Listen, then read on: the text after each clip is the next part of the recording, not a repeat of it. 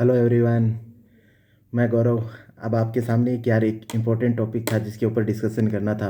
बहुत ही मुश्किल से टाइम नहीं मिल रहा था, लेकिन फिर भी मैंने देखा कि अभी 10 तारीख को एग्ज़ाम है, तो ये टिप्स शेयर करना बहुत ज़रूरी है। ठीक है, तो आज मैं आपको कुछ ऐसे ज़्यादा बड़ा वीडियो नहीं करेंगे, बस 5 से 7 मिनट तक है ना। बस मैं आपको बहुत इंपॉर्टेंट चीज़ें बताने वाला हूँ जो पढ़ाई के अलावा की चीज़ें हैं, लेकिन उसमें हम थोड़ा थोड़ा सा भी ध्यान रखेंगे ना, तो हमारे रिजल्ट के अंदर ड्रास्टिक चेंज आ सकता है। ठीक है, तो हम स्टार्ट करते हैं इसको। जो अपना ये जो प्रीलिम्स वाला पेपर है ना, अभी 10 अक्टूबर को, उसके लिए मैं आपको कुछ टिप्स कह रहा हूँ। बहुत सिंपल टिप्स हैं। पहला तो देखो, अब किसी नए कंटेंट की तरफ मत भाग जाना।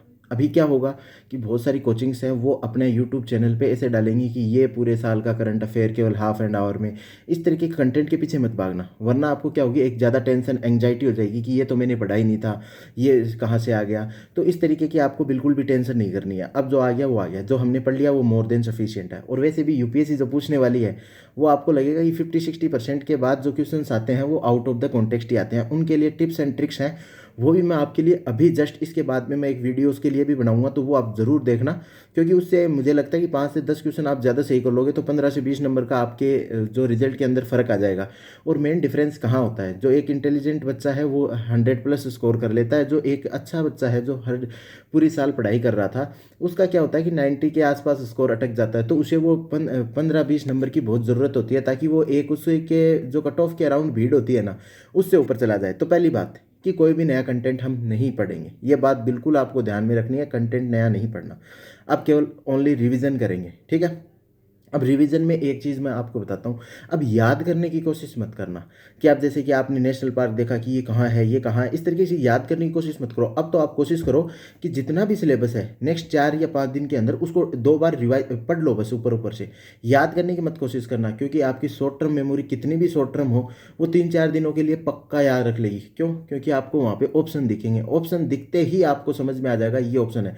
तो अब आपको क्या करना है, क्रेम करने की कोशिश नहीं करनी है, याद नहीं करना है।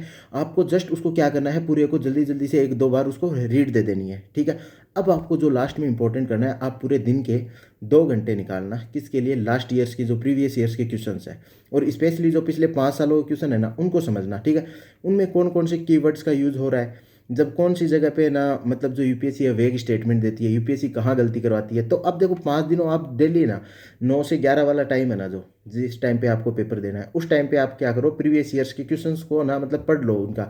जैसे कि बहुत सारी बुक्स वगैरह आती है ना, जिनमें क्वेश्चंस है, उनका सॉल्यूशन है, उनका आंसर है, तो उससे पढ़ लो। ताकि आपका क्या होगा, एक माइंड सेट है ना यूपीएससी जैसा बन जाएगा अभी से, ताकि फिर एग्जाम में जाओगे ना, तो आपको जैसे एक क्या होता है ना कि जो हम मैराथन करते हैं कभी, या मैराथन छोड़ो, ये स्प्रिंट वगैरह करते हैं, उससे पहले ना जो धावक है वो थोड़ा सा दौड़ लेते हैं, ताकि उसका मोमेंटम बना रहे। तो अब आप यूपीएससी का जो एटीट्यूड की ज़रूरत है, उसका जो मोमेंटम बनाना है वो अभी से बनाने लग जाओ। तो डेली सुबह 9 से 11 वाला टाइम, 10 से 12 का जब पेपर होता है, उसी टाइम पे आपको डेली क्या करना है, यूपीएससी के पेपर पढ़ने हैं, ताकि आपका मोमेंटम आज से ही बन जाए। ठीक है, उसके बाद है ना आपको ना, अब देखो मोमेंटम बन गया है, लेकिन एक बात याद रखना कि ना यूपीएससी हमेशा सरप्राइज कर देती है, कोई भी नई चीज़ पूछ सकती है आपसे। तो ये बात आपको ना बिल्कुल ध्यान में रखनी है कि कोई भी नई चीज़ आए तो घबराना नहीं है, सबके लिए नई चीज़ आई है ना वो। और फिर यदि यूपीएससी नई चीज़ दे रही है, तो उसे भी पता है कि बच्चे को कुछ ना कुछ तो ऐसा टिप्स दूं मैं कि वो मतलब कि उसको सॉल्व भी करे। तो उसके ऑप्शंस के अंदर ऐसा ज़रूर कुछ होगा जिसके थ्रू आप क्वेश्चंस को सॉल्व कर पाओगे। तो कभी भी क्वेश्चंस को ऊपर से देख के हार्ड मत जांचना, मतलब कि ठीक है वो हो सकता है हार्ड क्वेश्चन है। जब क्वेश्चंस हार्ड होंगे तो उनका जो उनके जो ऑप्शंस होंगे वो कंपेरेटिवली ईजी होंगे। तो इस चीज़ का हमेशा ध्यान रखना। ठीक है, और एक आपको मोटिवेटेड रहना एकदम। अब देखो थोड़ा सा अब क्या होगा कि आपको दोस्त बोलेंगे, फ़ोन करके बोलेंगे आपके साथ वाले, यार तैयारी नहीं हुई, इस अटेम्प्ट को स्किप कर देते हैं। बिल्कुल नहीं, बिल्कुल नहीं। आपको नहीं पता कि यूपीएससी क्या क्वेश्चन पूछने वाली है, हो सकता है आपने जो पढ़ा है ना वही पूछ ले। तो अब एंग्जाइटी अपने अंदर क्रिएट नहीं करनी है, आपने बहुत अच्छी तैयारी की है और उसका रिजल्ट आपको मिल जाएगा आने वाले टाइम में। तो आपको बिल्कुल भी घबराना नहीं है कि ना मैं मतलब कि क्या करूं, अब क्या नहीं करूं। आप बस आराम से जो भी है सिलेबस उसको रखो, और उसको आप कोशिश करो कि 2 दिन में एक ऊपर ऊपर से रीडिंग दे दें, दूसरे फिर जो लास्ट का 1-2 दिन बचे उसमें भी 1-2 रीडिंग दे दें, और प्रीवियस ईयर्स क्वेश्चन पढ़ते जाओ। और एकदम मोटिवेटेड रहना है कि बस अब चाहे आप मतलब जो ईगो है, कुछ भी है उसको अपने अंदर रख लो आप, बस कि अब इस साल मुझे क्लियर करना है। तो 4 दिन आप ईगो में रह जाओगे, कोई फर्क नहीं पड़ता। लेकिन आप बस इतना सोचो कि मेरी तैयारी बहुत बढ़िया है, मैं एकदम पॉजिटिव हूँ और मैं इस बार है ना क्लियर कर दूंगा। ठीक है। और अब जो लास्ट गलती है ना जो मत करना, वो है कि ना मतलब अपने आप को कंपेयर मत करना किसी के साथ भी। जैसे कि आप है ना देखोगे कि ये भैया तो 5 बार से अटेम्प्ट दे रहे हैं, इन्हें तो इतना नॉलेज है, इन्होंने इतने पेपर सोल्व कर लिए। हमारे साथ दिक्कत क्या होती है कि पेपर से जस्ट पहले हम फ्रेंड्स को फ़ोन करते हैं कि भाई तूने कितने पेपर लगाए। तो फिर वो क्या होती है, एक टेंशन एंग्जाइटी आती है कि उसने तो 50 पेपर लगाए थे, मैंने 30 पेपर लगाए थे। कोई फर्क नहीं पड़ता, आपका नॉलेज कितना, आपका एटीट्यूड कितना ना, वो चीज़ मैटर करती है। तो अब देखो कि ना मतलब जो हमारे इंडियन क्रिकेट टीम के जो कैप्टन है महेंद्र सिंह धोनी, वो लास्ट टाइम पे कितना अच्छा मतलब स्कोर करते हैं। उनका मतलब कि जो विनिंग रेशियो सबसे बढ़िया है लास्ट के ओवर्स में। वो क्यों है? क्योंकि वो एकदम कूल रहते हैं। तो हमें भी इस लास्ट टाइम में एकदम कूल रहना है कि जो पड़ा है बहुत पड़ा है, एकदम कॉन्फिडेंस लास्ट मिनट तक एकदम एकदम पॉजिटिव होके पूरा ना हम देंगे। तो ये तो कुछ साइकोलॉजिकल बातें थी या जो कुछ टिप्स थी उनको ऊपर ध्यान रखना है। अब देखो एग्जाम डे वाले दिन कौन सी बातें ध्यान रखनी है, ये बहुत इंपॉर्टेंट है। ये आपको ना किसी कोचिंग में बताया जाता है, ना कोई टॉपर बताता है, ना कुछ और। तो इन बातों को आपको ध्यान रखना है। देखो सबसे पहले एग्जाम वाले दिन है ना, आपको सुबह ना 7 बजे तक उठ जाना है। 7 बजे तक उठ के फ्रेश होके नहा लेना है, क्योंकि 9 बजे से सेंटर की एंट्री ऑन हो जाती है। तो आपको ऐसा नहीं करना कि 10 बजे एग्जैक्ट पूछ रहे हैं, एकदम लेट होने की एंग्जाइटी वगैरह नहीं करनी है। सेंटर आप एक दिन पहले देख लीजिए। और आपको क्या करना है कि 9:30 बजे तक एंट्री ले लेनी है। फिर वहाँ पे आप अंदर पानी लीजिए, जो भी आराम से जाके अपनी सीट पे बैठिए।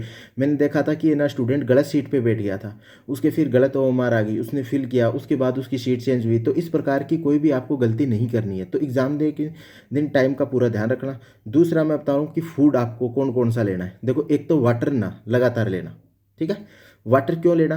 क्योंकि शरीर को हाइड्रेशन की ज़रूरत होती है। आपको पता है ब्रेन है ना जब कब अच्छा करता है, जब बॉडी के अंदर पूरी हाइड्रेशन से रिलेटेड बायोलॉजिकल एक्टिविटी होती है। तो पानी लेना है। लेकिन पानी के साथ दिक्कत क्या आएगी कि फिर टॉयलेट का इशू भी आने लगता है। तो आप सुबह से पानी पीजिए और एग्ज़ाम सेंटर में जाने से पहले जो अपना टॉयलेट वगैरह करके एकदम उसमें जाइए। और फिर आपको एग्ज़ाम में कब जो आपका सेकेंड हाफ होता है, तब आपको ऐसे लगेगा कि मुझे पानी पीने की ज़रूरत है। तो उस टाइम पे हाइड्रेशन के लिए पानी पीजिए, ठीक है। और आप क्या खा सकते हैं? कुछ 3-4 चीज़ें हैं जिनको आपको मतलब कि खाओगे तो मतलब ज़्यादा बेटर रहेगा एग्जाम के अंदर। तो लाइट फूड होना चाहिए, ऐसे हेवी फूड नहीं किया एकदम पराठे वगैरह कुछ खा लिया, तो ये नहीं। और अभी से अगले 4 दिनों के लिए आपको अपनी तबीयत का पूरा ध्यान रखना है। तो कोई भी फास्ट फूड या फिर है ना ऑयली फूड नहीं खाना, वो बड़ा नेगेटिव मतलब आपके इम्पेक्ट डाल सकता है। तो आज से कोई भी तला फली चीज़ है उनको एकदम छोड़ दो, केवल फ्रूट्स वगैरह खाओ, ठीक है। अब उस दिन एग्जाम वाले दिन है ना कोई भी हैवी फूड नहीं खाना है। क्या क्या ले सकते हो आप? पोहा ले सकते हो, थोड़ा सा पोहा ले लो।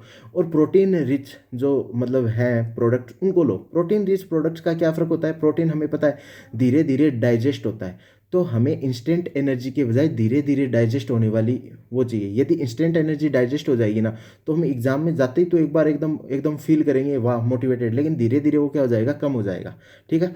तो आपको क्या करना है, प्रोटीन रिच। प्रोटीन रिच में क्या होगा कि आप है ना यदि नॉन वेज खाते हैं तो देख लीजिए, वरना वेज खाते हैं तो आप क्या करिए कि मिल्क ले लीजिए।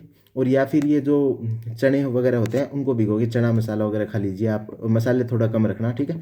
चने वगैरह आप इनको स्प्राउट्स वगैरह को खा सकते हैं, ये आपके लिए बेटर है। और एक एप्पल, एप्पल बहुत बढ़िया रहता है क्योंकि ये आपको ना मतलब अटेंशन प्रोवाइड करवाता है एप्पल, ठीक है। तो ये सारी चीज़ें हैं। उसके बाद आप क्या कर सकते हैं, दो ऐसी चीज़ हैं जिनको थोड़ा सा मतलब कि एकदम मतलब हमें सोच समझ के यूज़ करना चाहिए। आप अभी से यूज़ करके इसको देख लीजिए। दो चीज़ है, एक तो रेड बुल है और एक है चॉकलेट।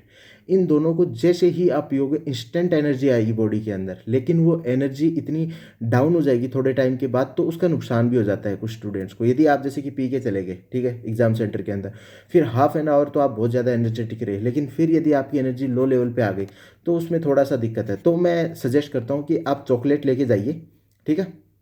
और चॉकलेट लेके जाइए। और जब आपका ऐसे लगे कि आप सेकंड हाफ में मतलब मेरा पेपर में 1 आवर 20 मिनट्स निकल गया, 1 आवर 15 मिनट्स निकल गया, उस टाइम पे क्या कर लीजिए, आप चॉकलेट को खा लीजिए, ठीक है। और उसमें भी टाइम वेस्ट नहीं करना है, चॉकलेट को पहले से ही मतलब एकदम छील के ले जाना है, ताकि आप जैसे ही वहाँ पे हो जल्दी से आप उसको खा लो। तो लास्ट का जो 1 हाफ आवर होगा और या 45 मिनट्स होंगे, उसमें आपको इंस्टेंट एनर्जी की ज़रूरत पड़ेगी, वो आपको चॉकलेट प्रोवाइड कराएगी। तो ये हमने एकदम बहुत इंपॉर्टेंट बात की है फूड, इसको आपको इग्नोर नहीं करना है। ऐसा नहीं कि कहीं भी कुछ भी खा लिया। तो आप ना जहाँ भी होटल में स्टे कर रहे हो या अपने रिश्तेदार के पास स्टे कर रहे हो, तो इन चीज़ों को आपको बिल्कुल ध्यान रखना है, ठीक है। फिर आप ना माइंड सेट अपना कैसा होगा, खाना तो खा लिया, अब माइंड सेट करना है एकदम चिल, एकदम कूल हो जाइए। म्यूजिक सुनते रहिए पूरे रास्ते में एकदम आराम से, म्यूजिक जो भी आपको फेवरेट 5 गाने हैं ना, वो आज ही लिख लो कि ये मुझे तो वही गाने हैं, उनको बार बार सुनना है। पॉजिटिव तो मैंने पहले ही कहा था, पॉजिटिव रहना है। जब तक रिजल्ट नहीं आएगा ना, आपको भी नहीं पता होगा कि आप प्रीलिम्स को क्लियर करोगे या नहीं करोगे, ठीक है। लेकिन है ना, मतलब जब तक यार आ नहीं रहा, और क्या पता आपकी बहुत कम तैयारी के बाद भी बहुत अच्छा रिजल्ट आ जाए, तो हमेशा पॉजिटिव रहिए, कोई भी वो नहीं है, ठीक है। और अटेंशन एट द पीक। अब जैसे कि ना आप ना अपने दिमाग को आज से ये बोलोगे ना 10 से 12 तुझे मोस्ट ऑफ द अटेंशन में रहना है, तो दिमाग भी समझेगा कि आज तक तो इसने मुझे कभी नहीं बोला कि इतना अटेंशन देना है, यदि आज ये बोल रहा है तो कुछ इंपॉर्टेंट काम जरूर है।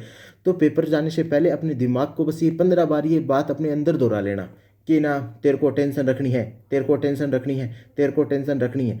यदि ऐसे 15 बार बोल दिया ना, तो आपकी अटेंशन का लेवल ही अलग होगा, और जो आपकी सिली मिस्टेक्स है ना, वो बच जाएंगी। तो इसलिए एक बार आप ट्राई करके देखिए, एक पेपर में आप है ना, मतलब ऐसे बोल बोल के अपने दिमाग को 15-20 बार बोल के ले जाइए, तो आपकी अटेंशन का लेवल अलग होगा। तो ये चीज़ आपको एक करनी है, ठीक है। और खुद से बात करते रहिए, खुद को ना मतलब एकदम पैम्पर करते रहिए कि नहीं यार तूने बहुत अच्छी स्टडी की है, तू बहुत अच्छा कुछ करने वाला है। इस तरीके से अपने आप को पैम्पर करते रहिए, एग्जाम के अंदर बहुत अच्छा ना रिजल्ट आ जाएगा, ठीक है।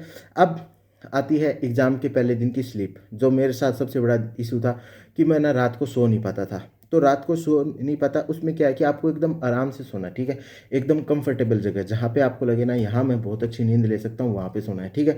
और दूसरा देखो कि मतलब कुछ स्टूडेंट्स होते हैं जिनको नींद थोड़े ठंडे इन्वायरमेंट में आती है, जैसे हम जनरली जो एसी का टेम्परेचर है या फिर कूलर का है, तो उसमें ना मतलब 20 डिग्री के आसपास यदि हम सेट करें ना, तो वो स्लीप के लिए बेस्ट इन्वायरमेंट होता है। तो आप है ना मतलब अपने हिसाब से देख लेना, ऐसा भी नहीं कि ज़्यादा एसी चला के आप ना मतलब बीमार हो जाओ, तो ऐसा भी कुछ मत करना। लेकिन इतना स्लीप का थोड़ा सा टेम्परेचर कूल मेंटेन करना, ताकि जब कूल टेम्परेचर में आप आराम से एक लंबी नींद ले सको, तो आगे दिन एफिशिएंसी होगी वो बढ़िया रहेगी। और मैक्सिमम से मैक्सिमम सोने की कोशिश कीजिए।